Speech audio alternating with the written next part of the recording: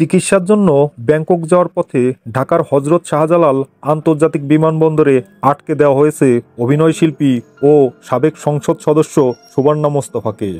আজ শনিবার সকালে ঘটনাটি ঘটেছে। প্রথম আলোকে খবরটি নিশ্চিত করেছে সুবর্ণা মোস্তফার পারিবারিক একটি সূত্র। বিশ্বস্ত সেই সূত্র জানিয়েছে, সুবর্ণা মোস্তফার সঙ্গে সহযাত্রী ছিলেন তার স্বামী নাটক ও চলচ্চিত্র নির্মাতা বদরুল আনাম সৌদ। বিমানবন্দরে পৌঁছানোর পর দুজনে চেক ইন ও ইমিগ্রেশন সম্পন্ন করেন। এরপর তারা উড়োজাহাজে ওঠার জন্য লাউঞ্জে অপেক্ষা করছিলেন। বোর্ডিং শুরুর ঠিক 5 মিনিট আগে অভিবাসন পুলিশ কর্মকর্তা এসে তাদের জানান, সুবর্ণা মোস্তফার ব্যাপারে এনএসআই জাতীয় গোয়েন্দা সংস্থা থেকে পর্যবেক্ষণ আছে, সে কারণে তাকে দেশের বাইরে যেতে দিতে পারছেন না।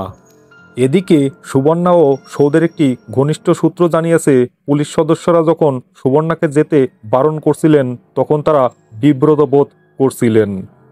সুবর্ণার ঘনিষ্ঠ সূত্রের দাবি, সুবর্ণা চিকিৎসার জন্যই ব্যাংকক যাচ্ছিলেন। আগামী 3 ডিসেম্বর তার চিকিৎসকের সঙ্গে দেখা করার কথা। অভিনয়শিল্পী সুবর্ণা মোস্তফা দীর্ঘদিন ধরে আওয়ামী লীগের রাজনীতির সঙ্গে যুক্ত আছেন। তিনি সংরক্ষিত নারী আসনে আওয়ামী লীগের মনোনীত সংসদ সদস্য হন। সুবর্ণা মোস্তফা 2019 থেকে 2024 সাল পর্যন্ত বাংলাদেশ আওয়ামী লীগের সংসদ সদস্য হিসেবে দায়িত্ব পালন করেন।